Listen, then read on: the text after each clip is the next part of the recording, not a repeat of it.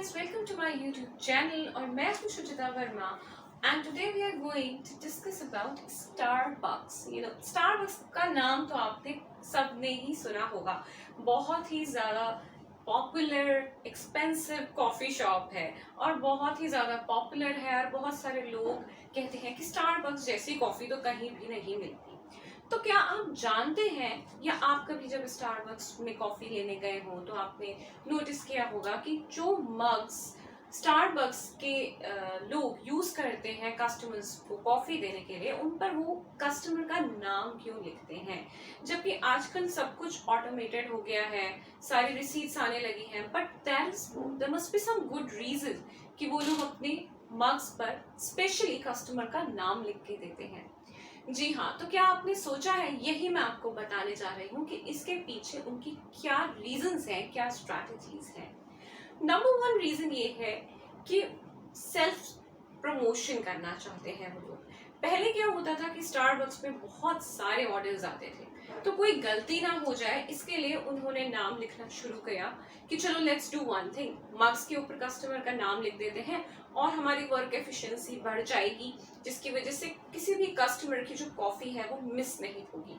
But eventually जब वो ये करने लगे तो उन्होंने देखा कि वाओ, इससे तो हमारी ब्रांड अवेयरनेस भी बढ़ रही है, या एक ऑलरेडी कस्टमाइज्ड मग जो है वो कस्टमर को वो दे पा रहे हैं। तो वर्क एफिशिएंसी बढ़ने के साथ साथ नंबर ऑफ ऑर्डर्स बहुत ज़्यादा होने के साथ साथ क्या उनको बेनिफिट हुआ? बेनिफिट ये हो गया कि लोगों के मन में एक अवेयरनेस बढ़ गई उस पर्टिकुलर ब्रांड के लिए, स्टारबक्स के लिए।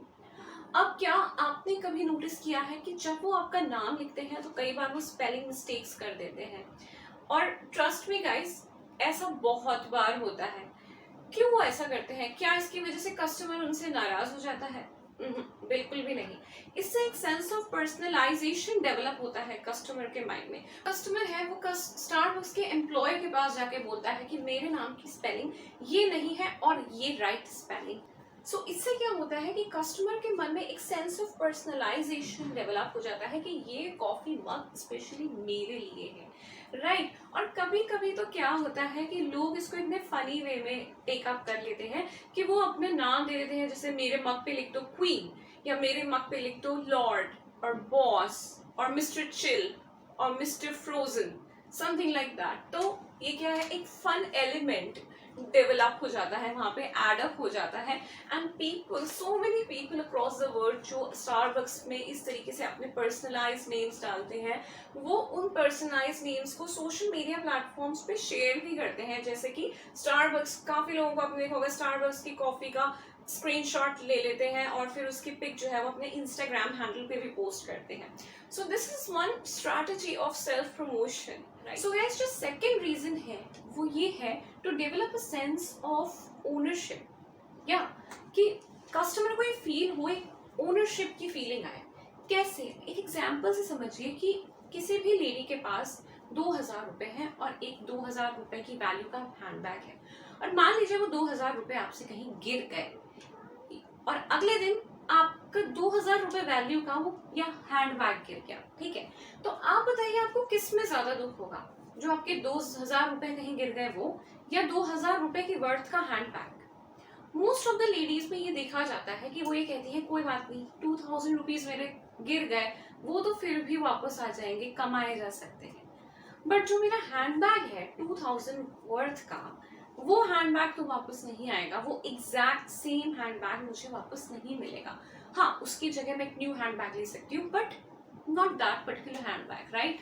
तो क्या होता है कि एक रिलेशनशिप है, मनी तो फिर भी आपके पास वापस आ जाएगी, बट जो आपका हैंडबैग गया उसके साथ उस हैंडबैग की और आपकी रिलेशनशिप भी गई। तो to develop that feeling of relationship between your coffee mug and you, Starbucks अपने कॉफी मग पे कस्टमर का नाम लिखता है। ये हेल्प करता है कस्टमर के मन में एक ओनरशिप की फीलिंग डेवलप करने का, जिसकी वजह से उनकी ब्रांड आइडेंटिटी वैल्यू बहुत बढ़ जाती है ना। मजेदार बात। सो गाइस, तीसरा और सबसे इम्पोर्टेंट एक और रीजन ये है टू वे कम्युनिकेशन। यस, तो वो क्या करते हैं कि जब कस्टमर एम्प्लॉय के पास जाता है अपना कॉफ़ी मग लेने के लिए, तो एम्प्लॉय उस पर कस्टमर का नाम लिखता है और वहीं पे कस्टमर से ये भी पूछ लेता है कि क्या आपकी कोई स्पेशल नीड्स है। तो ये एक तरीके से रैपो बिल्डिंग में वर्क करता है, राइट, कि पहले आपने कस्टमर का नाम लिख के उसे एक पर्सनलाइज्ड फीलिंग प्रोवाइड करी और उसके बाद आपने उससे स्पेशल नीड्स पूछी।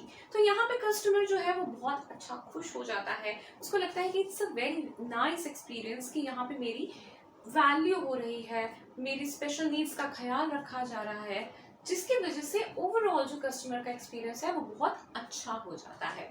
और यहीं पे स्टारबक्स खुद को अब बाकी कॉफी शॉप से ऊपर ले जाता है।